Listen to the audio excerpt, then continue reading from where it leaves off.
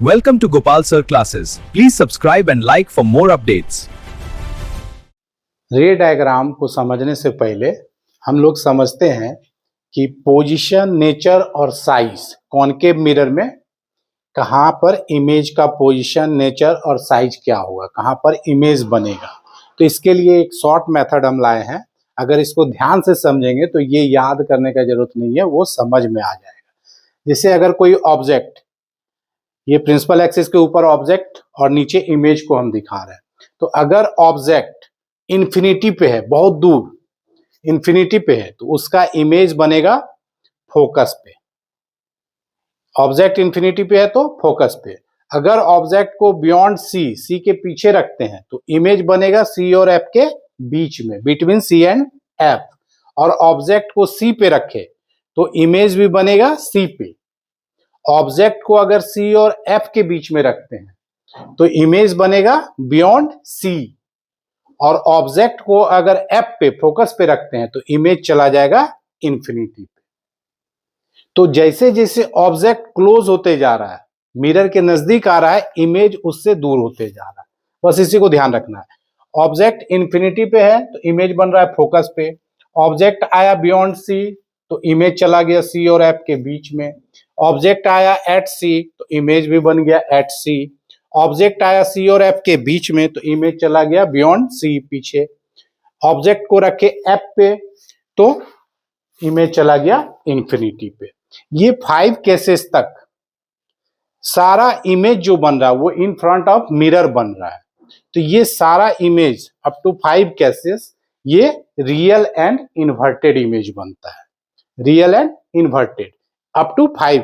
अब 6th case, अगर हम ऑब्जेक्ट को एफ और पी के बीच में रखते हैं, एफ और पी के बीच में, तो ये एक ही केस है कॉनकेव मिरर में जहां इमेज बिहाइंड द मिरर बनता है और ये मेरा हो जाता है virtual and erect.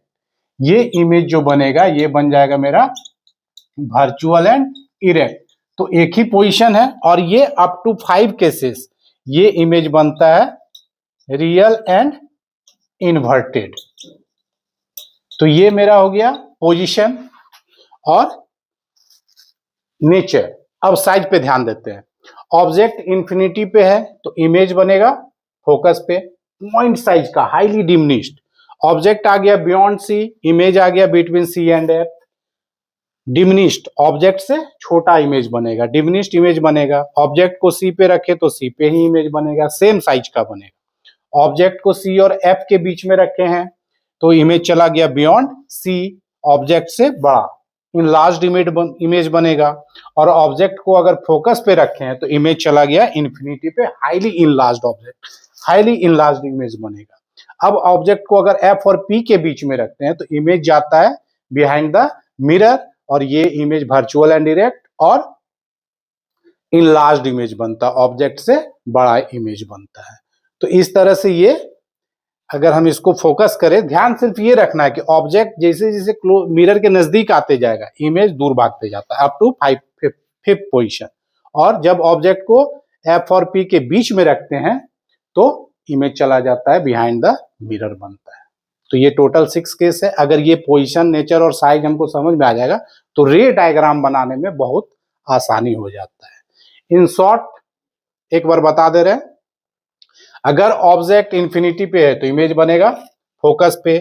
Object beyond C तो between C and F. At C तो at C. Between C and F object है तो इमेज बनेगा बियॉन्ड सी। अगर एफ पे रखे हैं तो इन्फिनिटी पे इमेज बनेगा। एफ और पी के बीच में रखे हैं तो बिहाइंड द मिरर बनेगा। इस 5 केस तक इन फ्रंट ऑफ मिरर में इमेज बनता है तो ये सारा रियल एंड इन्वर्टेड है। और एक केस जब एफ और पी के बीच में ऑब्जेक्ट को रखते हैं तो बिहाइंड द मिरर बनता है, ये वर्चुअल एंड इरेक्ट होता है। इन्फिनिटी पे है तो हाईली डिमिनिश्ड, बियॉन्ड सी तो diminished, at C same size का, between C and F enlarged, F highly enlarged, between F and P enlarged. तो ये नेक्स्ट वीडियो में हम लोग अब इस पर बेस्ड डायग्राम को समझेंगे।